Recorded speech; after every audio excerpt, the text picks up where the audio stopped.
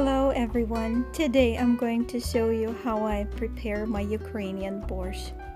This is a very simple recipe. In America sometimes they call it beet soup because of the main ingredient that comes in first, which is beets. So it's super delicious, it's very hard to ruin it, you can't go wrong with this. Definitely worth trying. I myself was born in Ukraine. This is definitely a taste of my childhood. I apologize for my accent. It'll probably stick with me till the day I die. My husband and I, we have a big family. We have 6 children and 7th on the way. Most of the dishes that I cook, they come in large portions. Feel free to adjust it to your family size. Good luck. So what we're going to need for this is any kind of meat. We prefer beef or chicken that we're going to make stock out of. And then we're going to need potatoes, beets, carrots, bell peppers. If you have red, that's even better.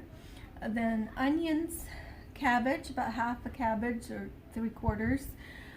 We're going to need fresh parsley and fresh or frozen dill.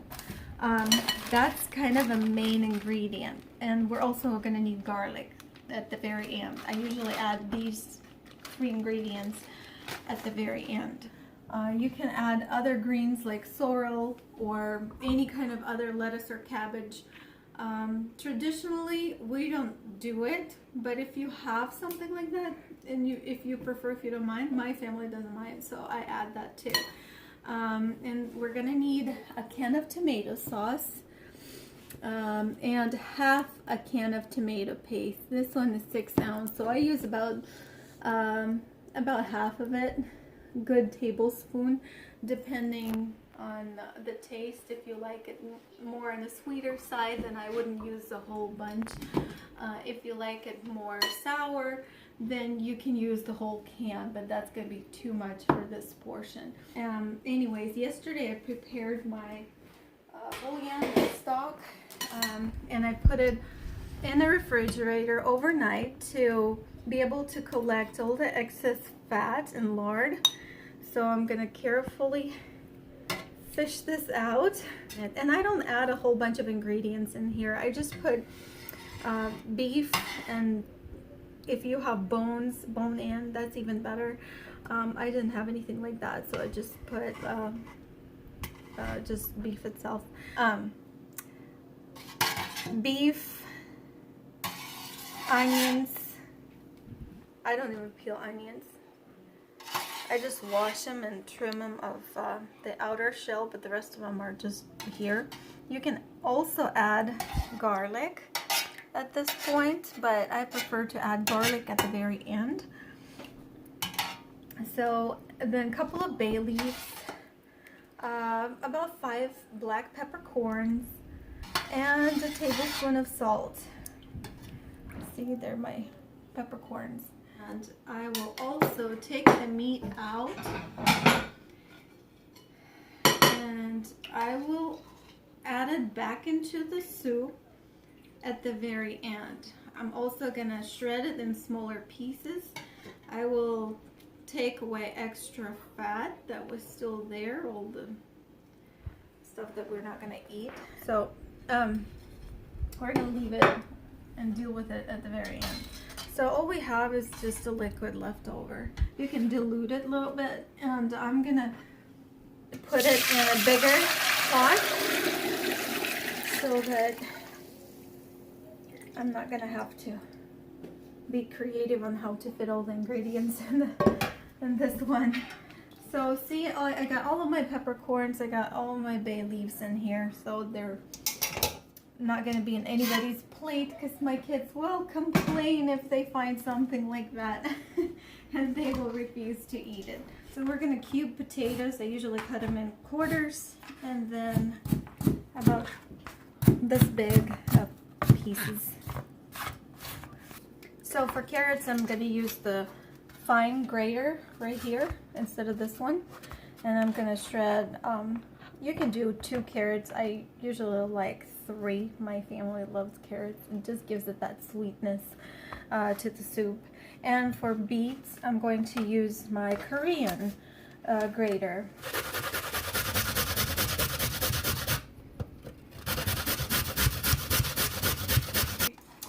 So I'm done with my carrots. Now I'm gonna start slicing my beets.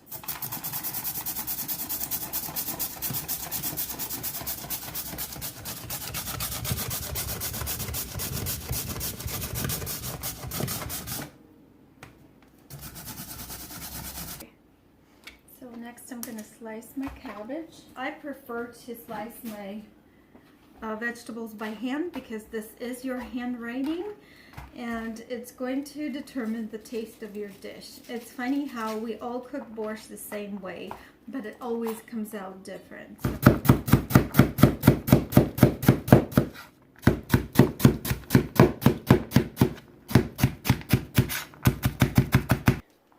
So next I'm gonna chop up some bell peppers, and I try to slice bell peppers real thin. If you have both red or green bell peppers, that's great.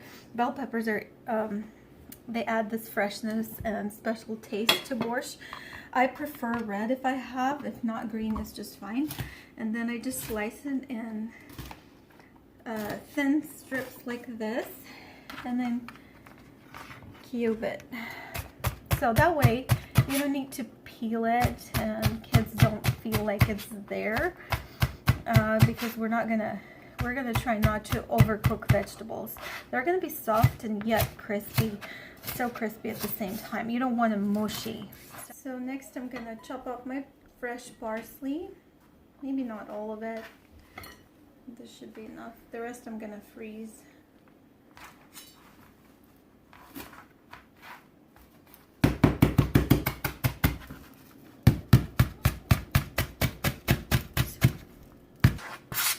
So I'm going to add parsley, bell peppers, and cabbage all together. For now, I'm going to leave it in the same dish while I'm chopping up my onions. And you don't have to clean your cutting board after every ingredient. This should be just fine. It's not going to burn or anything. So what I'm going to do next is I'm going to simmer beets for about half an hour or until they're cooked. It usually takes 20 to 30 minutes. And while I'm doing that, while beets are cooking, I'm going to saute onions. I just put a little bit of olive oil in here. I'm out of sunflower oil actually, and some of my family members are allergic to it, so I prefer olive oil, but traditionally it has to be sunflower oil. You can get it at any Russian store. So once our onions caramelized, we're going to add shredded carrots. If you feel like you need more oil in there, you can add more oil. Make sure that they're frying evenly. At this point, so they're going to be more moist, I like to add a little bit of salt. I have my Himalayan pink salt here, so I just sprinkle just a little bit because these vegetables are not going to be salty at all. So, and I usually put it on 3 on low heat, and I start sauteing carrots. When carrots are done, I'm going to add my tomato sauce and tomato paste and dilute it with a little bit of water. Make sure that it cooks through for about 5-10 minutes or until you're ready to add it to the pot. So our carrots are done. I'm going to add tomato sauce and about half of tomato paste for a portion this big. So then I'm going to mix it together, bring it back to heat, and add a little bit more water so that it's not going to be so thick. Otherwise it's going to start bubbling and splattering all over my stove in my kitchen. And I'm just going to scoop it right out of the pot, so I'm not going to have to add extra liquid. We're going to put it on high heat bring it back to boil and simmer it. I'm gonna put it on very low heat after this, and I'm going to simmer it for about 10-15 minutes. I'm also going to add black pepper at this point. So this is going to be really good.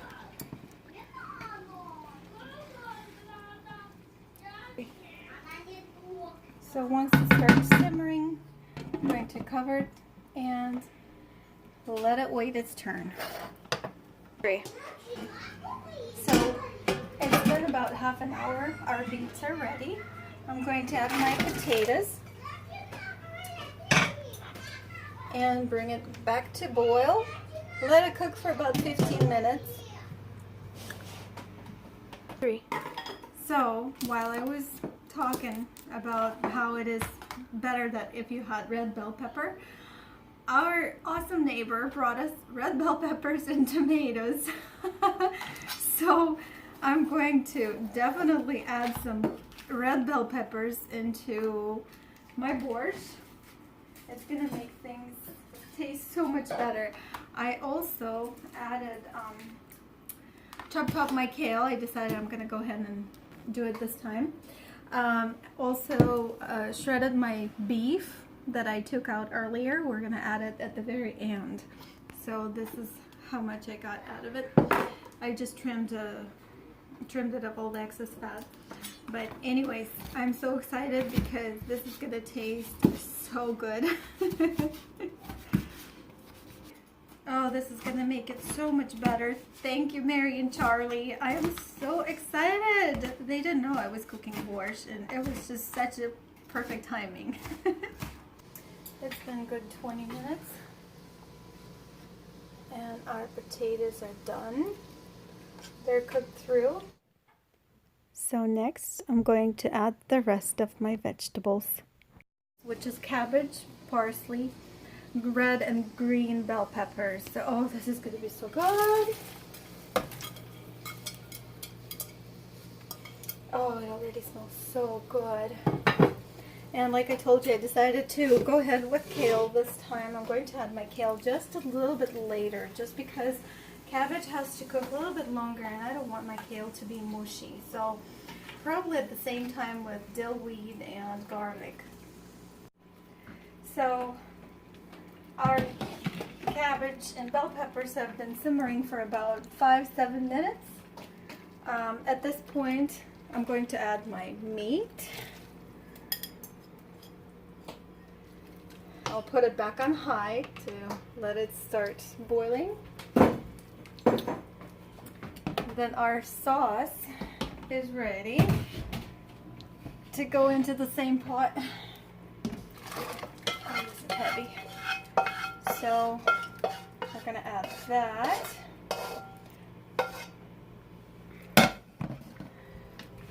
And I'm going to go ahead and add my kale. If you guys have sorrel or any other greens that you like to add, you're more than welcome to do that at this point. And we're going to let it simmer for about 3-5 minutes just to cook it through. At the same time, I'm going to add garlic. And we're going to try and see if there's enough salt. If not, you can add salt or more hot boiling water. Make sure it's hot if you have to add, so it won't be so thick, because otherwise it's going to change the taste. So I added about 4 garlic cloves. We like garlic. I put it almost in every dish I cook. But it just makes everything smell so good. I have frozen sorrel left over, so also from my mother's-in-law garden. Just makes everything taste so much better. And then we also going to add, if you guys have fresh dill weed, that's great. It has to be either fresh or frozen, not dry. It's not going to taste the same. We tried many times. Frozen or fresh work the best. Otherwise, you're not going to get the same result, same taste. And then I'm going to mix it a little bit and put it on low heat. So, and just let it simmer a couple of minutes, no more than that. And we'll see if we need more salt. So this is what it should look like. I'll let it sit here and boil for another couple of minutes just to make sure everything cooks through and meat gets hot, and then we're going to turn it off. At this point, I do not put the lid back on because it just makes all the greens sink to the bottom for some reason. I'm going to leave it on the side, and I'm just going to let it simmer a little bit. No more than 2 minutes, because you don't want to overcook it. Otherwise, vegetables are going to be pretty mushy, and it's just not going to taste good. So our borscht is ready, and traditionally you would serve it with a scoop of sour cream, green onions, or garlic. Bon appetit!